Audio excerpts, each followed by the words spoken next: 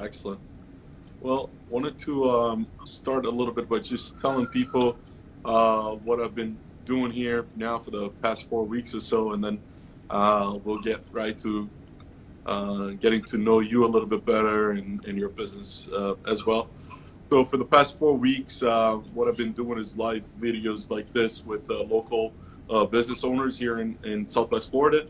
I have a big following on my Instagram, and I was thinking of different ways that I can help local business owners go through this tough time that we're facing, with the economy the way that it is.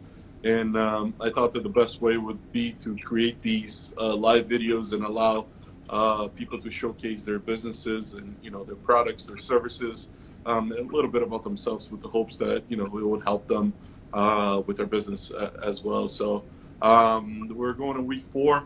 It's been a lot of fun. Have learned a lot of new things, met a lot of new people, and I'm excited to have you here today. Just before I get started, the other thing I wanted to say is, actually thank the first responders that are out there. We're kind of going through some tough times here in Southwest Florida with the brush fires.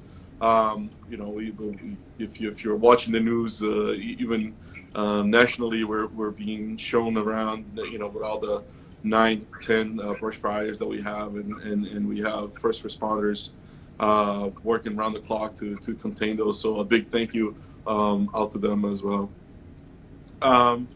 So wanted to start by having you introducing yourself a little bit. Who's JP?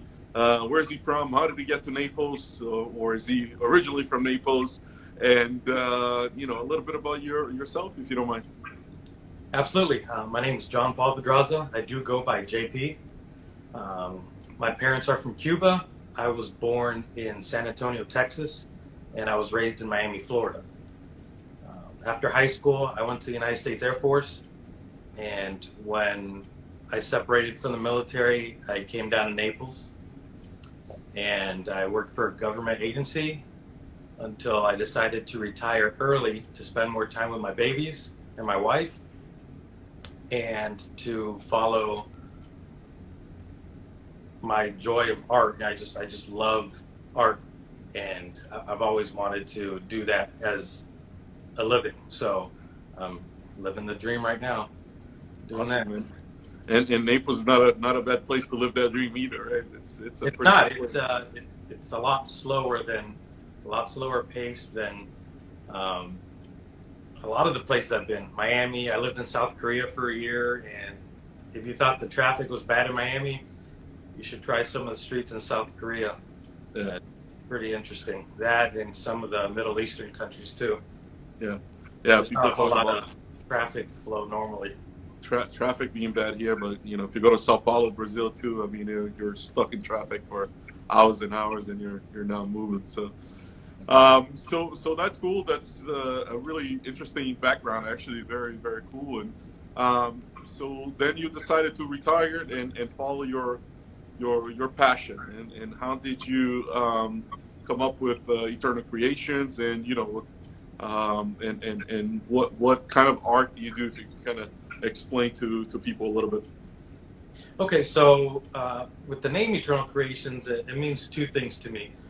One, just trying to say that the creations I do last forever, but also that us ourselves are eternal creations.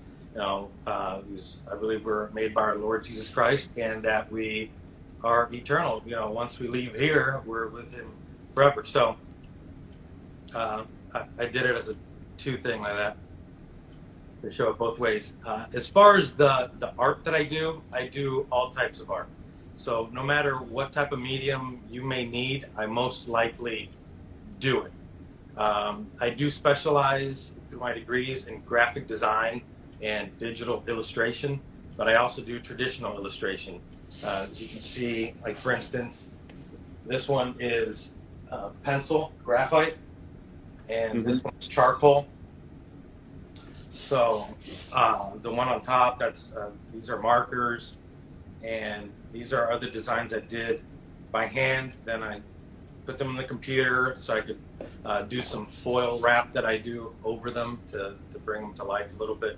I do acrylic canvases, Um, just all types of different things, even digital photo restoration. So, like, let's say you have an old photograph that has a lot of cracks and maybe it's black and white, and you want to color it.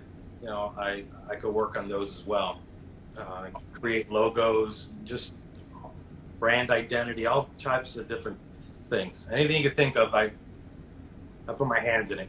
Graffiti, um, calligraphy, any type of stylized lettering. Yeah, I get into all of it. Awesome. Yeah, and I mean, I follow you obviously on your Instagram Thank you. and your Facebook, and you're always posting your art there. It's pretty cool. Just to look at it and then always kind of I always wonder, when I see them, like what inspired you to make them, and how do you decide to go right from someone that doesn't do art, wondering where the ideas come from and how do you do it, and that's kind of the next question that I wanted to ask you. Normally, where do you get your inspiration from for the art that you're working on? Obviously, if it's for a business and you're doing something very specific, probably when you get hired, the person will tell you kind of an idea of what they're looking for. But if you're just creating something, perhaps like in the back that you showed us, where do you get your inspiration from? Well, it really depends on what I'm doing. So, some of the market drawings up here, I have like Cobra Commander and Megatron. They're the ones from like the 80s.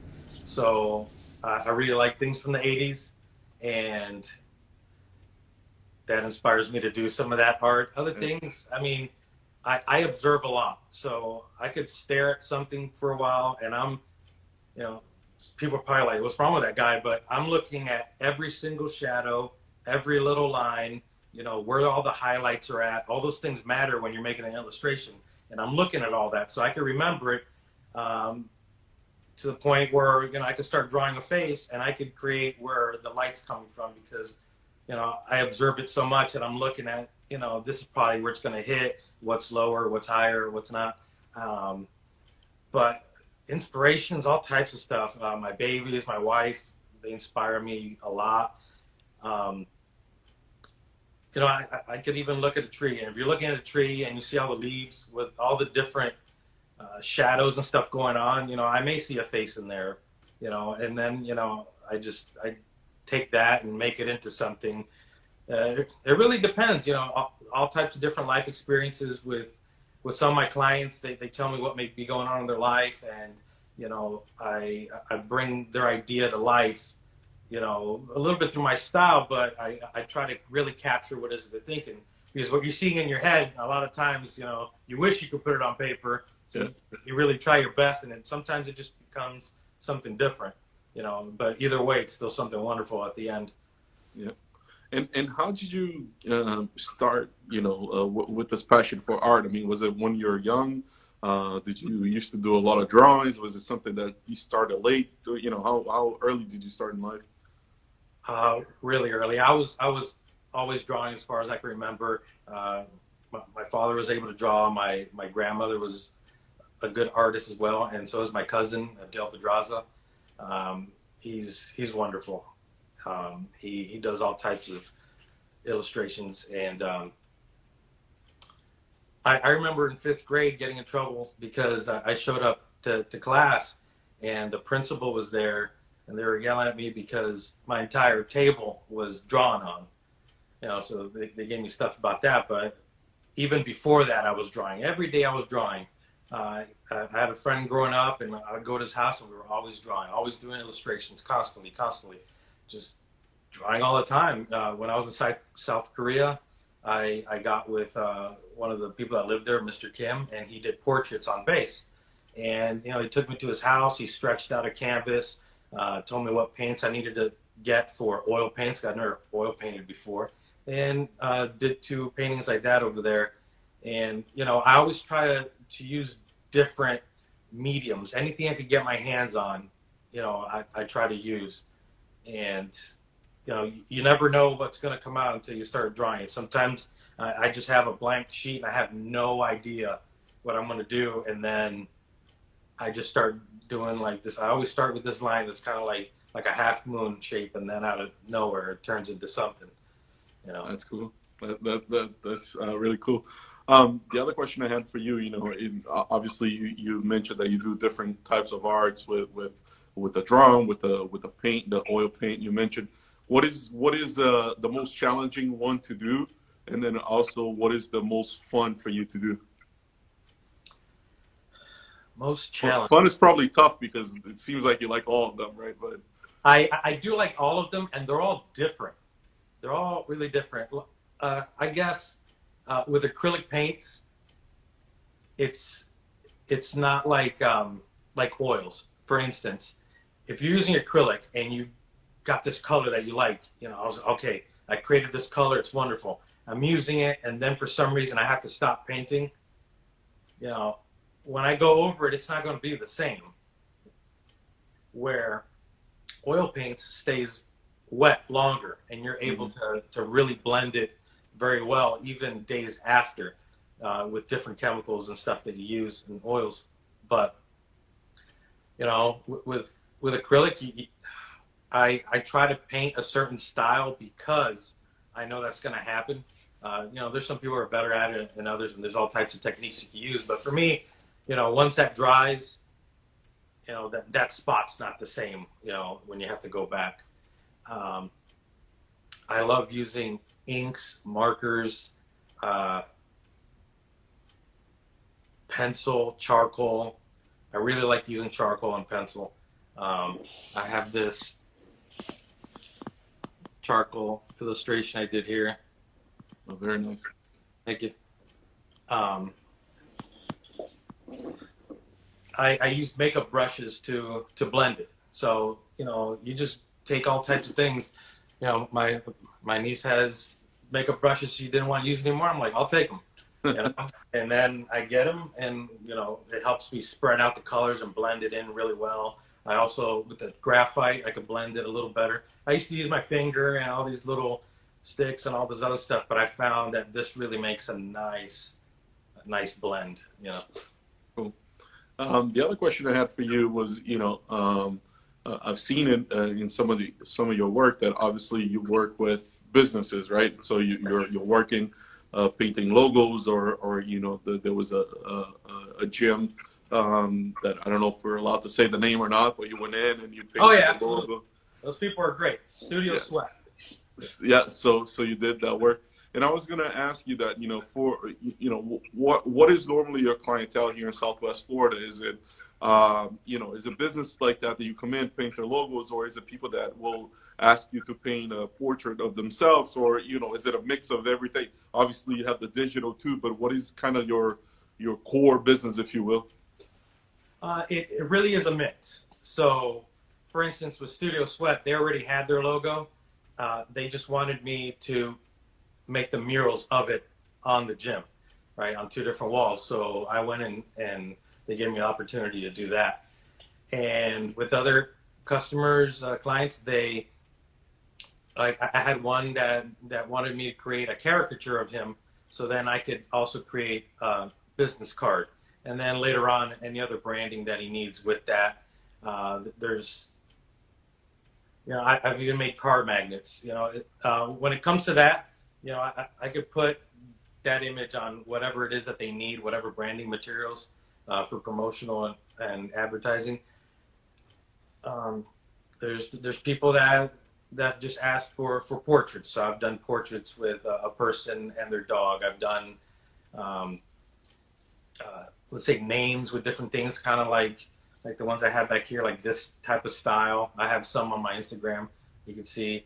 You might have like some Paw Patrol characters with the child's name or their initials, and I mean, it just really the scope is pretty big because I've done acrylic paintings for people. Um, I could customize cups, whether like I did this one uh, for myself, but then I could do them as well.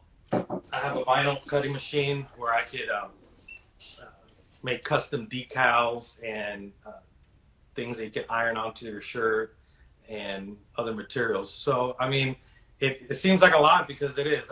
There's just so much that I do, and that's just on the art side. I have other things that I do as well.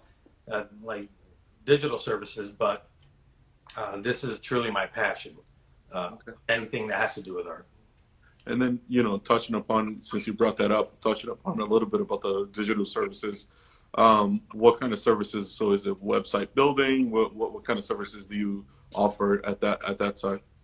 I used to do website building, but it's gone to the point now where there's so many drag and drop website companies that one of the programs I was utilizing, uh, they're just not gonna update it anymore because of that. And there was just other issues with that. I just decided to go away from that, even though I could still build it if we went with a service, to do the design part of it. That's fine, but I've kind of stepped back from that. Some of the things that I do is like data recovery. So let's say you deleted a bunch of stuff off your phone by mistake, or your SD card, or your flash drive, and I had one customer that her whole business was in a external hard drive and it was dead, and I was able to recover all her data and put it into another external hard drive for her. I also transfer data. So let's say you have tons of different smaller flash drives, micro SD cards, any of that stuff. I could consolidate it onto one external hard drive for you. I've done digital photo hubs where you could have. I did one that was like 110,000 photos, and it went from like their iCloud account to 4 different uh, flash drives and hard drives, and putting them in year and month order, and then doing backups of that. And then one of them is just a backup so that you have a backup to the original, and if something happens to this one, because all these things eventually fail, and you lose a lot of stuff. I've done VHS, VHS-C to digital to like MP4. So like you have old home movies or just old VHS tapes. They may not have that movie out. Like I remember the movie Rad, the BMX movie. I couldn't find that anywhere forever, and then finally, was able to get a copy of it. But if you have that, we could transpose it for you.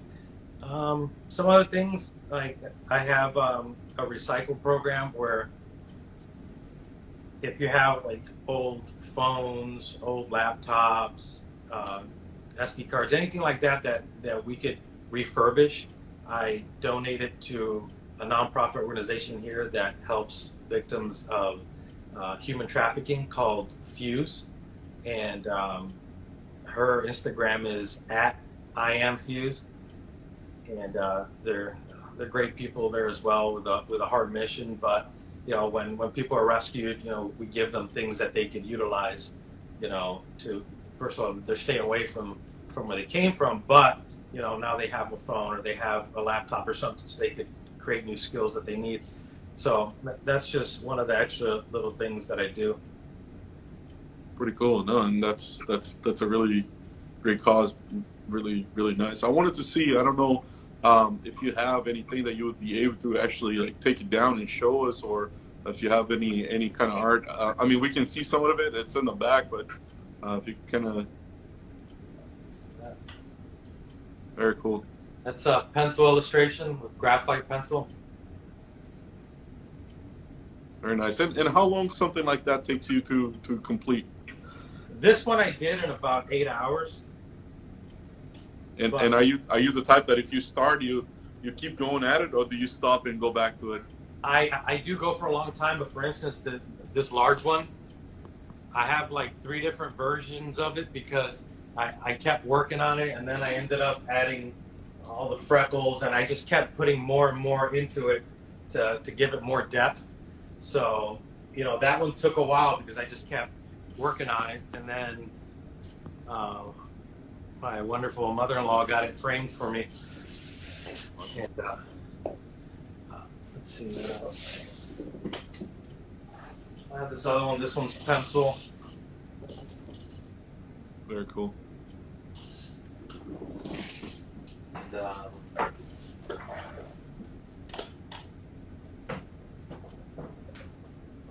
that one's on there pretty good. But this one's charcoal. Very nice. And you know, for people like myself that don't know really the difference between the pencil and charcoal, um, what is the main difference between them?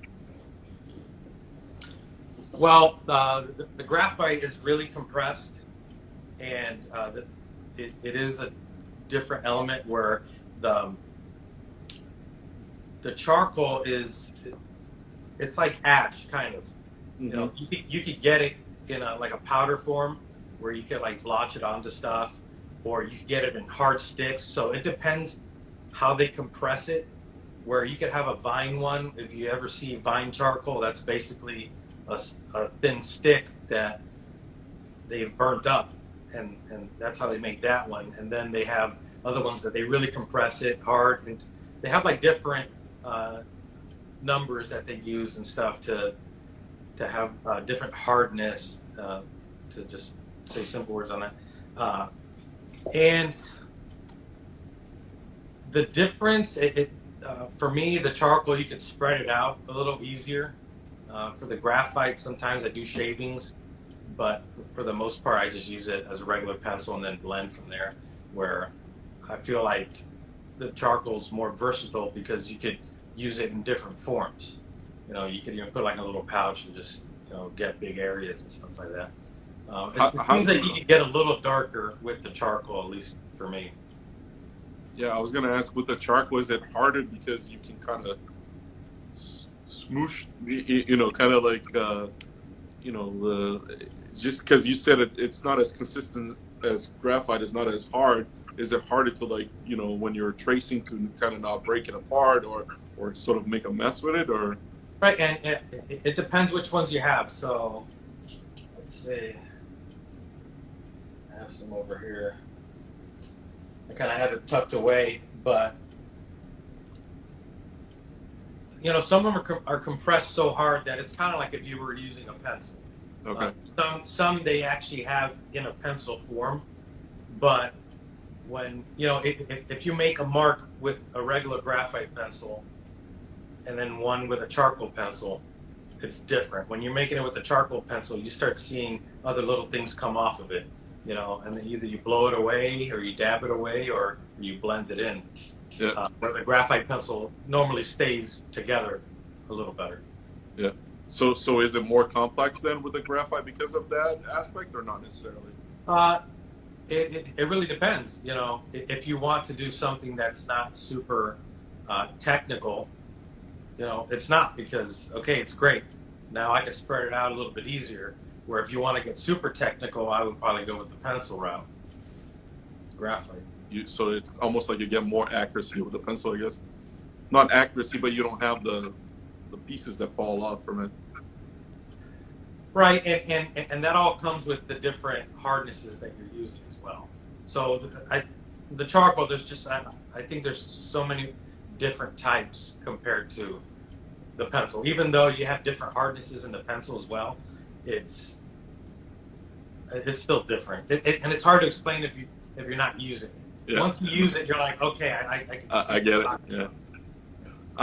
I wanted to ask you, so, you know, with the art, do you have them? Do you bring them anywhere, or, you know, obviously you have the social media that you're always putting them there and all that. But do you go to places and bring them as well, that people can go and look at it, or in Yes, different events or anything?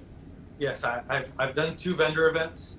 Uh, One was at Cambier Park, and then the other one was at the North Collier Regional Park, which is where the Sun and Fun Lagoon is at. Yep. So I've done two of those, and I've dragged out a bunch of my pieces out to those. Um, but I would say most of my work comes from commissions. So people request the work, and then I speak with them to see exactly what it is that they need, and we go from there. Cool. And you know, we're just to kind of finalize here. We're hitting the 30-minute mark, but I wanted to ask you if people are interested in any of your art, but not only the art, but also the media part too, that you mentioned, all the services that you provide. What's the best way to contact you? What's the best way to see some of your art? And if you tell us your Instagram and your Facebook page as well. Absolutely. So on Instagram and on Facebook, it's at Eternal Creations LLC. That's on Instagram and Facebook. As far as my website, it is www.eternalcreationsllc.com. I just put it out there again yesterday. I rebuilt it, and now I'm going to have a store and a blog. So pretty soon I'm going to have digital content for download, and also other products that I'm going to and services that I'll have that you could order straight off of there, or you could just send me a private message on either um, Instagram or Facebook, and I'll answer you really quickly, and we could see what it is that you need. Awesome. And what is normally the process? I mean, if I was looking for a particular art, I'll call you. We'll discuss. We'll meet, and I'll tell you what I have in mind, and how does it work before I get the final product. All right, so yeah, basically, let's say if we're messaging, let's say on Messenger, I'll see what it is that you want, what you need, what size, what type of material you would like for me to utilize, and then um, you give me your idea, and most people just let me go with it. And I normally send a picture while I'm doing it or after it's completed, and then um, I normally deliver it Yeah. in person. With everything that's going on now, I haven't really had the commissions that I've had in the past. So, you know, however it is that you need it delivered, I'll do it. I could send it out through the mail if you need to. And I had one guy come from Bolivia. He lives there, but he comes down here once in a while. So I did a piece for him, and I gave it to him, and he went back with it. So it really depends. You know, if you want something, we'll get it to you. And if it's digital, I'm going to email it to you, completed, however you need. If it's something that you want to trademark, we do a contract and everything, so everything's legit. So that when you have that piece, I give you all the rights to it and all the licensing yours and all that. So whatever it is that you need, we work with confidentiality. Especially when we're doing like the data recovery and all that stuff. Everything's confidential here. Awesome. Well, JP, I truly appreciate your time. It's been really fun to learn more about it, to see some of the arts. Obviously, I follow you, so I see, and I suggest that if people don't follow you, they do, because you're always posting cool stuff. Like I said, that gets your mind going, and you thinking of what you're thinking when you build some of that stuff, when you created some of that stuff, I should say.